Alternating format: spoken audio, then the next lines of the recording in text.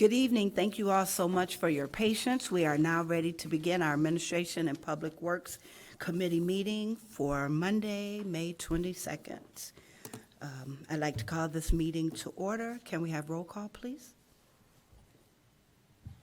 Recording in progress. Councilmember Kelly. Councilmember Harris. Present? Councilmember Newsma. Here. Councilmember Burns. Here. Councilmember Reed. Here. With 4 present, we have a quorum. Thank you so much. All right, let's begin the work of today. Has everyone had a chance to look at the minutes for our meeting from May 8th? If not, I have a printed copy. Are there any questions? I'm good. Madam Chair, I'll move approval of the minutes of the ANPW committee meeting from May 8th. Second. It's been moved and properly seconded to approve the May 8th minutes. All those in favor? Aye. Aye. Aye. Any abstentions? Seeing none, our minutes from May 8th have passed. Public comment.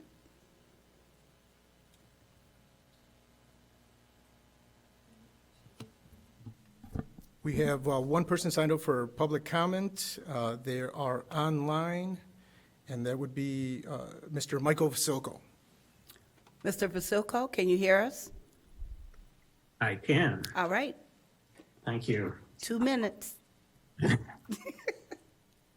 So the one agenda item I wanted to comment on is A6.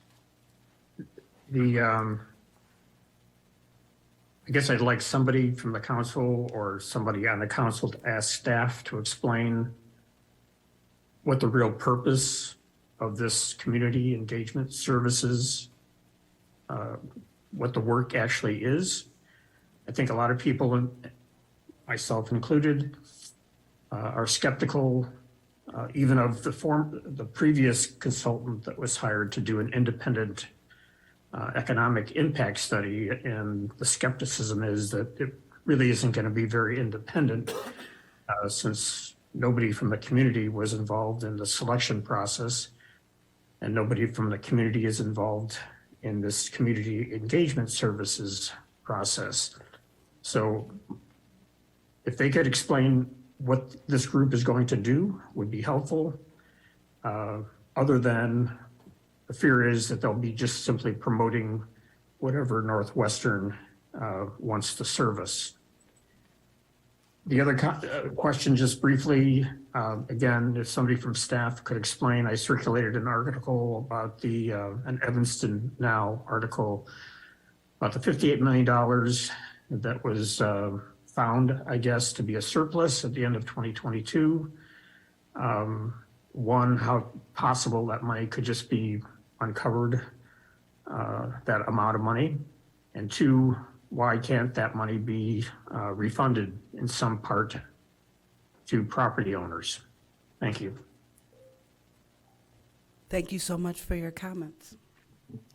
Alderman Holmes, are you on the call? Okay, I'm thinking she may have been asking for time at City Council. All right, seeing no other names before us for public comment, we will move into the consent agenda. I'm looking for approval for the consent agenda. Are there any? Let's remove A6 if we could. I guess we also have to remove A7 and Correct. A10. Okay. Anything for you, Councilman? No. Okay, so at this time, we will remove A6, A7, and A10 for discussion. I'm looking for approval for all. Yeah, Madam Chair, I will move the consent agenda, which includes items A1 through A9, with the exception of A6 and A7. And A10.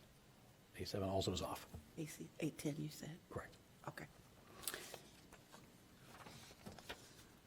1, 2, 3, 4, 5, and 8, and 9. 8 and 9, okay. So it has been moved. Is there a second? Second. Second, okay. Roll call, please. Councilmember Kelly. Councilmember Harris. Aye. Councilmember Newsma. Aye. Councilmember Burns. Aye. Councilmember Reed. Aye. It has been unanimously passed that A1, A2, A3, A4, A5, A8, and A9 pass on consent. Now for discussion on A6. Yeah, I move approval of item A6, approval of contract award for community engagement services related to the Ryan Field Stadium project. All right, it has been moved. A second. I don't want to move forward with it, so if it'll die with a lack of second, I wouldn't be disappointed. Is there a second? Seeing none, it dies. And it what- will- Maybe we could ask I'll Councilmember. second it for discussion. And Okay. then, Maybe we could ask Councilmember Ravel to If you- speak to this? Yes, please. Okay, thank you, committee.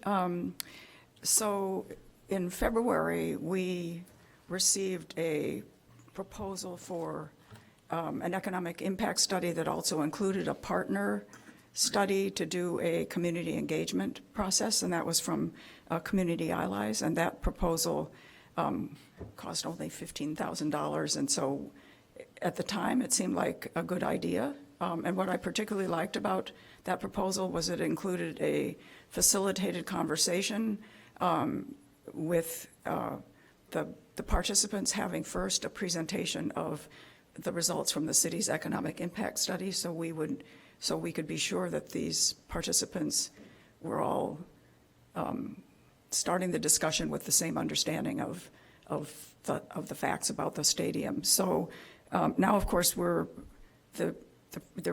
then we decided, well, we needed to issue a whole RFP for the community engagement study, and so that's what you have before you tonight. And the price tags are pretty staggering and not at all what we expected. And so I guess I've been having second thoughts about whether we needed to do this community engagement piece. I mean, basically, we city council members are elected to gather all the information, listen to our residents, weigh all the information and make a decision. And we don't normally basically go out and have a mini referendum on all the issues that come before us. So I don't think just doing a survey or a monkey whatever and all those things would be helpful, because we can't be sure that the residents who are participating in those kinds of surveys have the information before them to really understand the issues in their full complexity. So I guess I would recommend that we decide not to do a community engagement process. Thank you for your input. Councilmember Newsma. I'm in agreement with Councilmember Ravel. I do think public engagement is really important in this and many other issues, but we don't have to pay somebody $50,000 to do it. We probably don't even have to pay somebody $15,000 to do it. But I understand Councilmember Ravel is planning a town hall for June, and it's that kind of public engagement that is just should be par for the course in day in the life of a Evanston City Council member. Right. Yes. So Northwestern has submitted its plan development application, which is extensive with about a dozen different components. And so I'm going to be having, with our city staff, I'm going to be having a community meeting towards middle of June, where we can present all that information. Northwestern will be there to present the facts from about their proposal. I also plan to include the Land Use Commission, so residents can understand what kind of issues the Land Use Commission looks for when they are weighing whether to make a recommendation to the council. So the purpose of that meeting will be really to give all the residents as much information as we have to help them participate productively in the discussion. Councilmember Burns. Yeah, happy to kind of follow the lead of the 7th Ward Council member on this. I do want to just make sure, I think there is value in working with community engagement professionals. We have benefited from having consultants involved in the Beck Park Improvement Project as an example, Evanston Thrives and others. So I just want to delicately push back a bit on that. Maybe this is the wrong project, wrong time, but I think there is a tremendous amount of value to hiring outside help in certain situations. So, but again, happy to support whatever the 7th Ward Council member would like us to do. That's all. Thank you. Thank you. And I agree. This probably just isn't the project for right now, especially because of the skepticism. But it does prove beneficial at times. So with that said, 6 does not move on because we'd like to vote for it. Okay. Well, it's been moved and seconded, so now we can vote. It did, well, Councilmember. Councilmember Reed Reed did give it a second. second. I'm sorry, I apologize. So it has been moved and properly seconded, and I apologize. I forgot he did that. Let's do a roll call. Councilmember Kelly? Councilmember Harris? No. Councilmember Newsma? No. Councilmember Burns? No. Councilmember Reed? No. So A6 does not move forward. 0 to 5 count. Next, we will move on A7, approval of the single source annual renewal of the Motorola CallWorks. And I did receive a memo that I'd like to read first because there was a typo.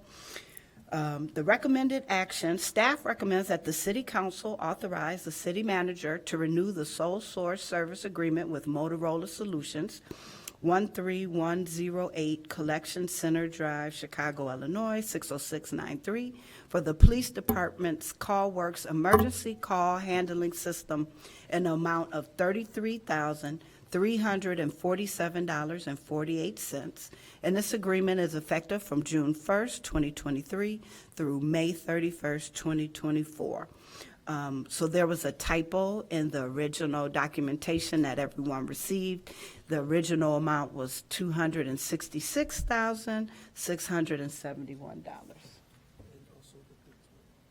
Okay, and the dates were wrong. They were from last year, and they should have been for this year. So those were the two things that were corrected in the memo. Well, and the year-to-date balance is also slightly different.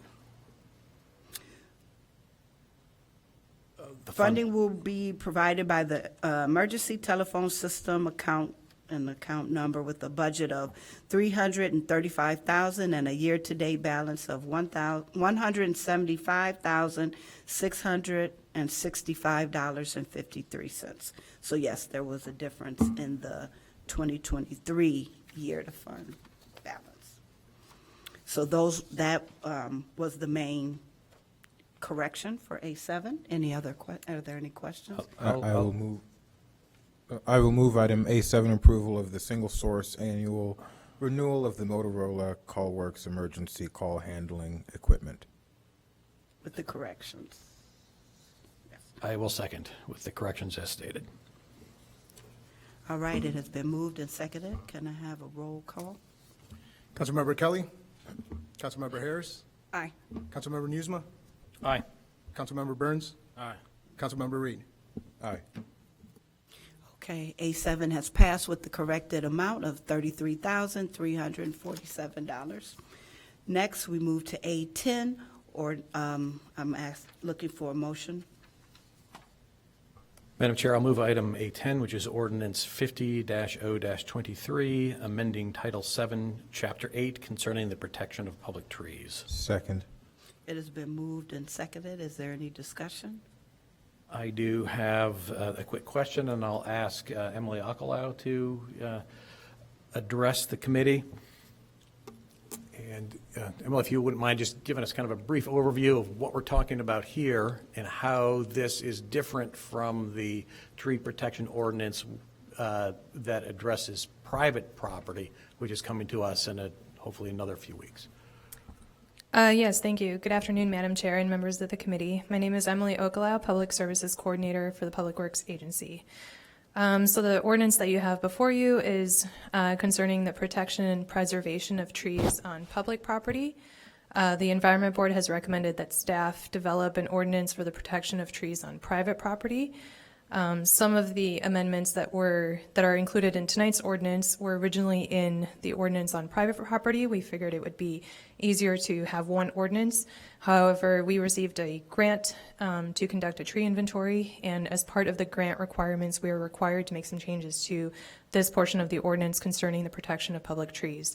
And that's why we are bringing these small changes to you tonight. Relatively small in the scheme of things relative to the larger ordinance. So there's a time constraint on when we have to do this to That's meet the correct. grant requirements. That's correct. So this Yeah. is a small step one. Step two is coming in another few weeks. That's correct. Which is Yeah. a more So step two is close to complete on our end. We are working with the law department. This is an extensive draft, and so it's going to require, likely significant work with the law department. Okay, thank you. Thank you. Any other questions? Other questions? Thank you. Thank you. It has been moved and seconded. Can we do a voice vote? All those in favor? Aye. Aye. All those opposed? Seeing none, motion passes. A10 moves forward.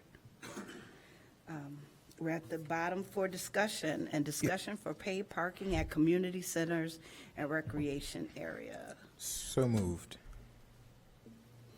I'll second this for discussion. All right. Councilmember Reed? Yes, thank you. This is a referral that I've worked with Lucas and Mike on, as well as other staff members. First, Lucas, if there's anything you want to share first, and then we'll Hello, have a few Luke questions. Tantara, members of the committee, your parking manager, interim parking manager. Yes, so this is the request which was made by Councilmember Reed. We did some homework. This is just proposed for discussion, the way which we think we should move forward if council wish to pay for non-residents in the recreation centers. Thank you. Roughly, so recently this council voted to add paid parking for non-residents along the lakefront. That's correct. Do you know roughly how much revenue we've brought in this year from that? Well, actually, over the last year. This year, not much likely. I don't have that number ready handy, but I can email to council. Give a rough estimate of, is it 300,000? In the neighborhood of 300. Yeah, in the neighborhood of $300,000 that we brought in just from our lakefront parking. And I believe between the number of parking spots that are along the lakefront and the number of parking spots that are potentially being proposed here, there's some similarity between the number of parking spots. Is that correct? Well, yes and not, because we're talking about the big surface lots, and usually the demand to go to the lakefront is much bigger during the summer than in the recreation centers, and the turnaround in the parking lot in the lakefront is much, in my opinion, much more than in the lots in the recreation centers. But we're talking about roughly a similar number of stalls, and some of our recreation centers are used year round and don't just have a large demand during the summer. And so, I think it might be reasonable to deduce if we, brought in about 300,000, maybe a bit more than that, along the lakefront for just non-Evanston residents. We can expect at least a couple $100,000 maybe from charging for parking at various recreation centers, But depending on the also, rate. our enforcement, we have to change a little bit, because right now, there'll be additional lots which we have to enforce through using our PEOs, so that's mean they will take time away from enforcing downtown or business districts or residential districts. So yes, but that's mean we have to shift our manpower a little bit towards parking lots. Some folks might see that as a positive. I just want to warn, because we always receive those complaints also from the residents that we don't do enough enforcement in the residential areas, because this only as much as we can do. As people don't want to see PEOs writing tickets, some people like them going Yeah. around and checking. Particularly in the neighborhood. So I'll start to bring my questioning to a wrap. So, you know, we're talking about, now, one thing I will note is that I've heard concerns about one of the recreation centers, which is Robert Crown, and there seemingly are parking issues in the neighborhoods. I'm sure Councilmember Nusma and I'm so sorry. And Councilmember Harris and Heracades, whose wards are in the vicinity there, can attest to this far better than I can. But I would be interested in moving forward with this. I'd be happy to pilot this not at Robert Crown, since there seems to be a parking issue in the neighborhoods, but certainly I think piloting this at the Levy Senior Center, James Park, and other locations throughout the city where we aren't having that neighborhood parking issue makes sense. You know, we currently don't, and Director Thompson, if you're out there, feel free to run in and correct me if I'm saying anything wrong, but I don't believe that when we charge for our recreational programs that we charge the full cost of what it takes to run the program.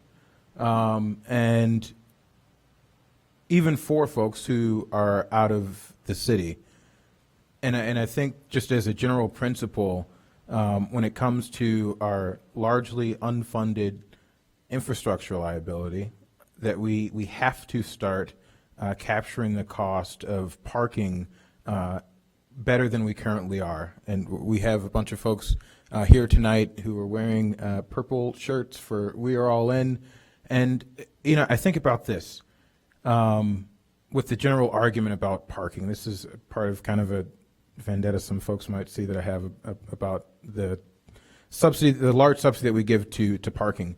And think about it in this way. It cost maybe Mike or Lucas roughly, you know, these are numbers from a few years ago, but I think it's roughly $15,000 to $20,000 per stall for a surface lot to maintain it over its lifetime, and it's, you know, about $35,000 for a parking structure to maintain it. So that's $35,000 per stall. I could not go out and set up a tent out on the sidewalk or in a parking spot or anywhere and live there, but I can take my car and leave it there for free in some cases. And so we just have to realize that we are giving out precious, limited public space for free in some cases, or we're undercharging for it. When if we were to capture some of that revenue, we'd have additional monies to do the things that I think residents really rely on us for, which is making sure that we're keeping up with our infrastructure, with our pensions, and providing housing for people as opposed to providing free parking spots for folks. And so I would encourage us to move forward with looking at charging a modest but reasonable fee for parking for non-Evanston residents at our recreation centers, similar to what we've done for our lakefront, and we've seen seemingly pretty good success with that program along the lakefront, to bringing in a few $100,000 in revenue. And last point, this council, or this body in the past, not this particular council, but this body has raised property taxes to cover a $500,000 budget shortfall in the past. And we're potentially looking at, when you combine the lakefront parking and this, you know, potentially $500,000 of revenue. That could mean that we don't have to increase taxes, that we don't have to cut back on important programs. So thank you. Thank you. I was trying to find a buzzer. He was about to get buzzed. Councilmember Nusma. Thank you. Thank you, Madam Chair. I like the idea of looking for additional revenue streams for sure. I like the idea of those revenue streams not being borne on the backs of Evanston residents or Evanston taxpayers. And just one clarification here, if we were going to charge non-Evanston residents, it's actually more specifically cars that have not paid their Evanston wheel tax. So the way only we can enforce is through the LPR system. So if you're a resident of Evanston and you pay the wheel tax, automatically you will never get a hit through them. when the PO is driving through the lot. So yes, if you're an Evanston resident and you register your car in Evanston and pay the wheel tax, only the 3 conditions, yes, you wouldn't have to pay for the parking. Right. And so I'd like this also as an incentive to have folks who have not paid their wheel tax to actually do so. And I know from previous discussions in this committee that we're not at 100% compliance. We'd never be, but we try to. Do you know where we are? This would be the great question to our CFO, because the collector's office oversee the collection of the wheel tax, but also those people who have maybe fleet plate or they have a different car registered in different city or different state, so that's why they don't have to pay the wheel tax. Yeah. So having said all that, as a council member from the 4th Ward, which currently includes and will always at least be nearby Robert Crown, we're starting to get some complaints from the neighbors about the overflow from that parking lot going into the neighborhood. So I would not be in favor of charging for parking at Crown, because I want to make sure that parking lot is filled up before folks look for parking in the neighborhoods. And Councilmember Harris, I'm not sure if you've heard similar complaints from your side of the street. Are you done? I'm done. I didn't want to. Okay. Yeah. I didn't want to take privilege as chair. So I have a couple questions or concerns. My understanding from Director Thompson is that we already charge an extra fee if they don't live in Evanston, which is incorporated some of that parking fee. So I don't want us to charge ourselves out of, for example, our hockey players not coming to play hockey because we're now charging them to park as well, and they have tournaments and things of that nature. I think it's bigger than just Robert Crown. Fleetwood Jourdain has a very small parking, and all of that flows on to Simpson, and now we're looking at a school. So if we're charging, people then invade the residential area, which would mean residents would then have to pay to have restricted parking for their area. If they wish to, yes. Exactly. So now residents are paying one way or the other. So I'm not in favor of it right now. I'd like for us to be creative and find other ways. Do we provide tags? And I'm just making notes of who wants to speak in order. Parking tags where if they're part of a program, then they can put that in their window where we're not double charging or double taxing someone. So again, this is for discussion, but I'm hesitant to do that for people that are using our rec centers where they can find those rec centers somewhere else. But I don't want people parking overnight. I don't want people taking up spaces that they're not using the rec and they're not a resident. So we have to find a creative way to find a solution that works and not overtax or undertax as appropriate. So thank you for that, Liberty. Councilmember Reed. Just because I haven't spoken yet, that's why he's, yeah. No, Yep, I'm sorry, Councilmember Burns. Fleetwood is not currently being proposed as part of this pilot program. No, it's not. I It's just don't a want to get calls Lovelace- from neighbors saying, how dare you? No, just Fleetwood Lovelace. is not in this proposal, this current proposal, right? No, Lovelace, James Park, Levy, and Robert Crown. And then second, not in the 5th Ward, but I don't see how, I don't know. I feel like the neighborhoods around Levy Center and James Park in particular are also stressed. Again, not the 5th Ward, but, both of those lots seem pretty parked up depending on what day. My son plays AYSO over there. I mean, those lots get pretty parked up, and if they can't park there, they're going to park in the neighborhoods. And, again, we can have, I don't know, Lucas or Mike, if you can speak to this, but I think there's probably some parking congestion issues over there. Again, I'm not as familiar with that area as I Around am. every what I'm recreation saying, center, yeah. there is a condition issues with the parking. Well, I don't think everywhere. There are some areas where on-street parking it appears to not be as competitive as in some areas. Hillard's example in the 5th Ward. But particularly in this area, because it's so parked up, this James Park is probably one of our more heavily programmed community areas in Evanston. And so I just find it hard to imagine that they don't also deal with congestion issues. But I just wanted to make it clear, this isn't, we don't have any Fifth Ward community centers proposed as part of this pilot. And that's all. Thank you. For the James Park, there's no alternative because there's so far, the other parking is so far away. Right. Because all the way in the back. So residential streets are not affected because I don't think somebody want to park all the way on Main and Dodge and walk to the James Park. So Okay. that's why we choose that. Councilmember Reed. Yes. Thank you, and I'll be brief here. But one, I'll just acknowledge how beautiful Evanston is, that we're all concerned about each other's wards and bringing up concerns there. I will say that this, near James Park, there certainly are parking congestion issues in portions of the 8th Ward. That's mostly east of Ridge, more so than the west of Ridge portion of the ward. We'll be having a concern of those neighbors coming up pretty soon, which is semi-trucks on their blocks, but not parking as the issue.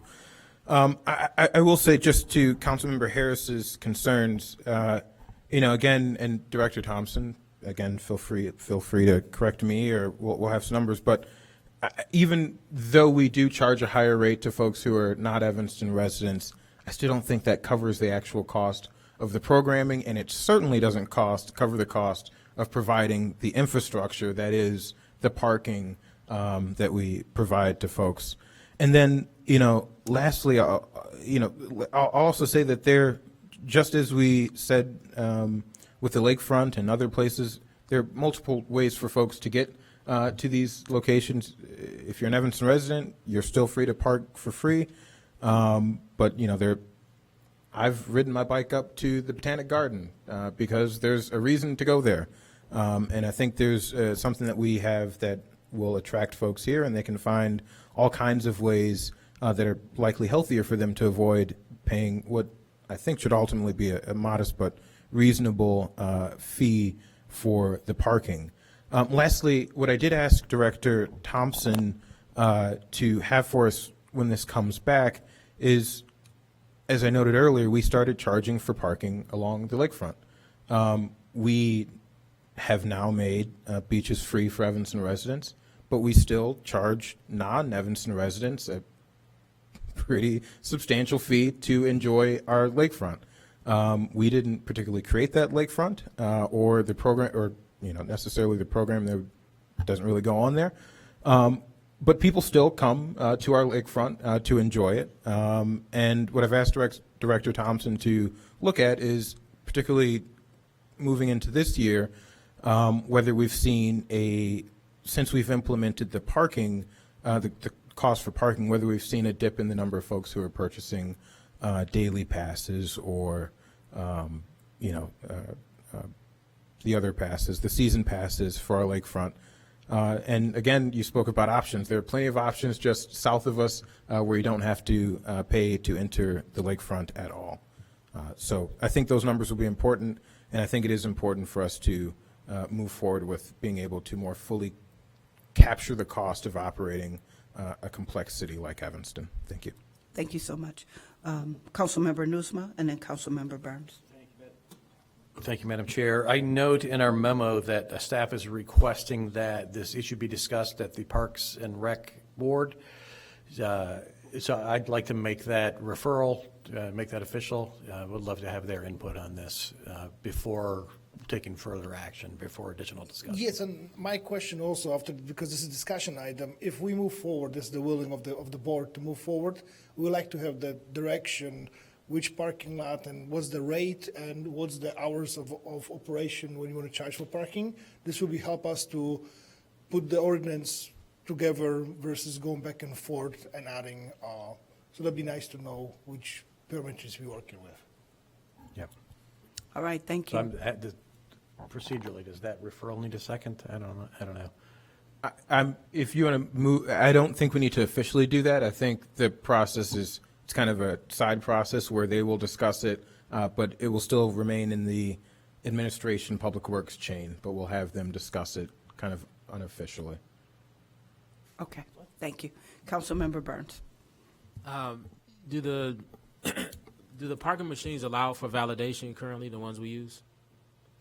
We have a validation machines, but whoever requests the validation machines, he still have to pay for the machine and for the a number of validations which are used for the customers. We have some agreements with our partners, like for example, Northwestern Health Center. They use the parking garages, and their customer, they validate their tickets, but then we send them an invoice every month. This is how much you owe us for validation. So there is an option for validation, but our pay station don't give up tickets right now. So I don't know how we have to figure out some kind of system how to validate, because 75% of our transaction right now is going through the app.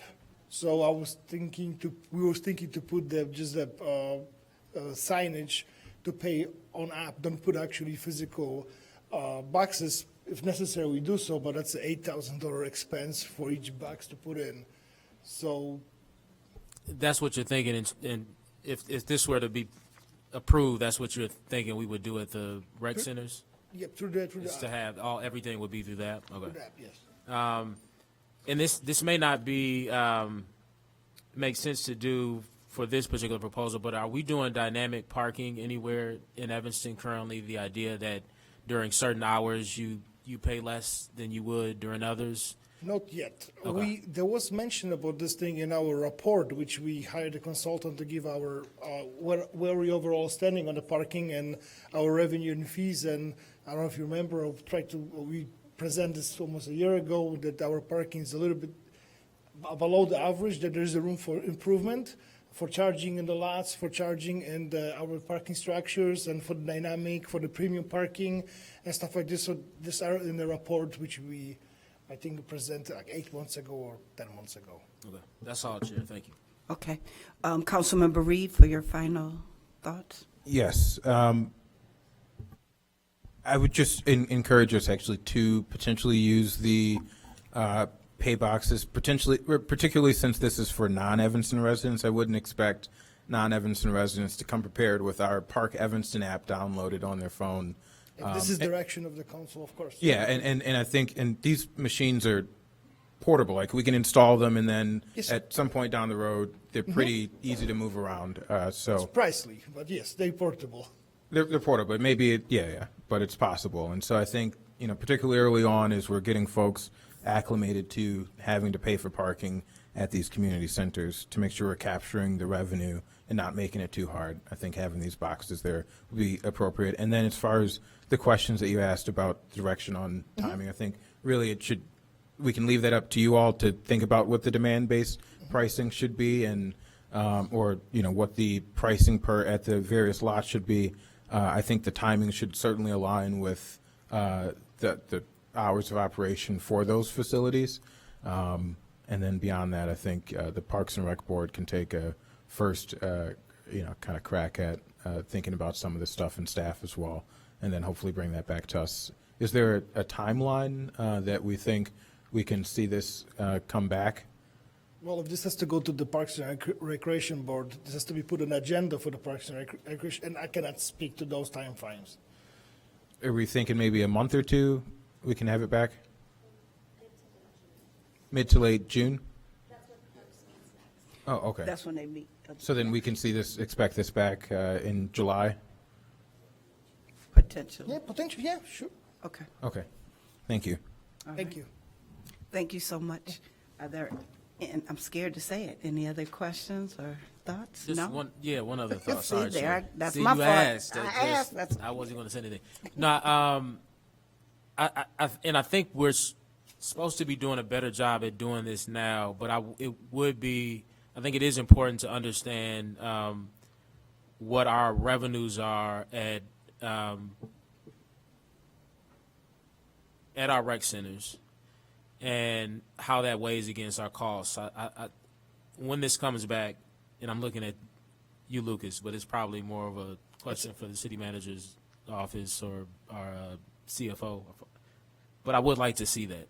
I think it certainly would help me have this discussion. So that's all. Thank you, Chair. All right. Seeing Thank no- you. Thank you. Seeing no other business before us, I call this meeting adjourned at 5:54, and we will begin city council at 6:15. 6:15, not 7:15. Thank you.